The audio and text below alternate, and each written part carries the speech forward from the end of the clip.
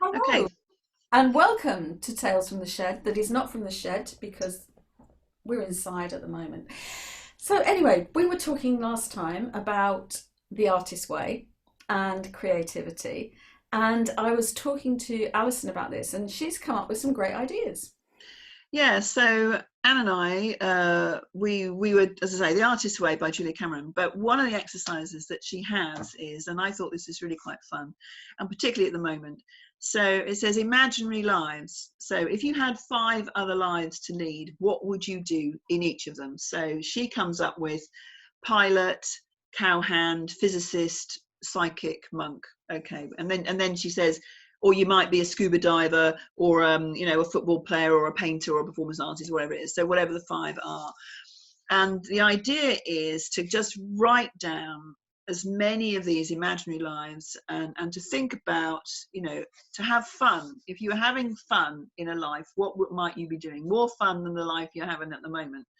And then you look over your list and you select one, and then you do something from it this week. So she says, so if you had put down country singer, maybe you just pick up a guitar and kind of strum that for a bit. So something that just represents that. So I was kind of thinking, what would be my five imaginary lives? And I kind of came up with some. Was it difficult to think of those five lives? Was it No, no, straight through? These are the ones. So, just cover it. So what were your bullets then? Where So were they? I had marine biologist was one. I wanted to be a ballerina. Actually, I loved horse riding when I was a kid. I might have been, a gymkhana rider, something like that. And I think maybe I played music. Maybe I would have been a violinist, or a solo violinist in orchestra, because I played the violin for a bit when I was younger. And then I kind of had other things like, so we're already going over now, because I'm thinking, yeah, I wanted to be a drummer in a rock band. I wanted to be an artist. I wanted to be, blah, blah, blah. So it just kind of went on like that. Oh, that's fantastic. And I mean, and what really appealed to you? Which ones really stood out for you? Yeah, it was interesting for me because to kind of think about things that I had imagined were imaginary lives, in that kind of sense. So, um, like I might have come up with artist, but actually I've been doing that for the past 8 years. I just decided, we just hired, we hired it. Rod and I decided to just hire a gallery and just put on a show. And then it suddenly became every 2 years. So that kind of happened. And, as I say, I wanted to be a drummer in a rock band. So what did I do? I've got myself a drum kit, which is actually in the loft, and I need to get round to it. So what this did was remind me of, you wanted to be a drummer. That was one of your imaginary lives. You did something about it. You bought a drum kit. It is in the loft. Go and do some drumming this week. Just spend half an hour up there, Bring bashing the that joy pads. that you hope? Does it really bring that joy that you hope? Yes, great.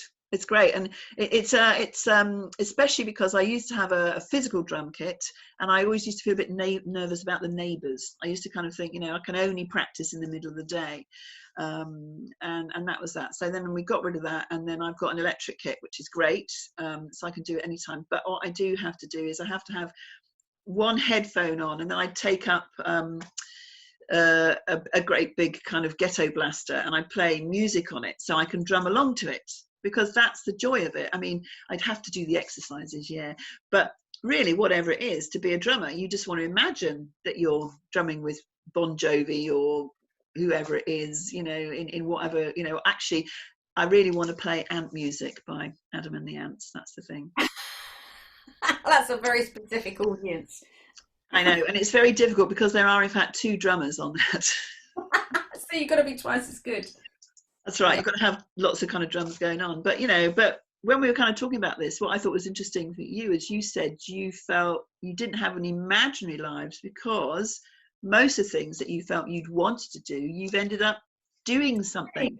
I think I've been incredibly fortunate in that I have done lots of different things in my life, and things that people say I'd love to do that you think, yeah, I took a year out and went sailing. I've done lots of climbing. I've done some ice climbing. I've done lots of different things that I've been very fortunate to do, which is lovely. But you just reminded me that I have a flute that I haven't played for about 20 years.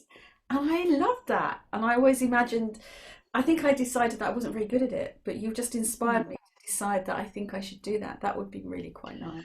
Yeah, and I kind of think I'd encourage people to think about all of those things. What was it you wanted to do? Well, And it might be when you were younger, when you were, as I say, when you were at school, when you did, and somebody said to you, don't do that, that's no good, you're never going to make money at it, or whatever it was, that kind of saboteur that you then took to heart and said, heart, I'm no good at that. because there's a special part of development that happens when you're about 4. That's when you sort of come into your own, between about the ages of 4 or 5. And you should have a very clear idea about what sparks you, what you love. So I can remember that age having all my little dolls and teddies, and I used to have an imaginary school and want to teach them. And hey, I've been a teacher for years and years, not necessarily in school because that didn't work for me because that's another issue, but I've been doing lots of teaching for the rest of my life.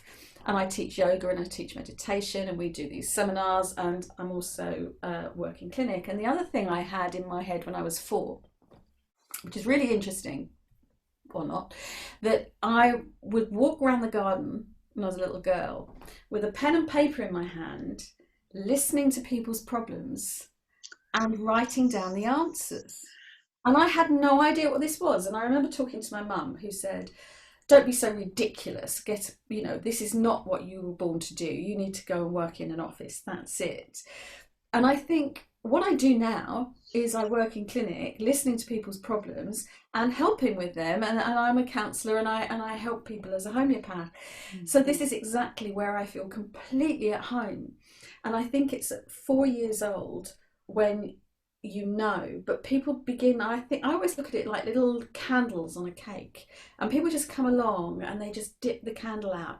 You can't do that, you won't earn any money. You can't be an actress because nobody earns money at that. Well, clearly some people do, not many, but some people do. Why not you? And then you can't do this because I wanted to be a nurse at one point. Oh no, you have to do shift work. You really need 9 to 5. You don't want to be working weekends. So all these little lights kind of went out, and then you end up being sort of moved through school. And I think going back to the imaginary lives, or what we thought at 4, is what our core is before some bugger said you can't do it. And I think it's like you're getting so much joy out of this. Yeah, and it is that thing of it's very hard for us to free ourselves from that kind of practical side.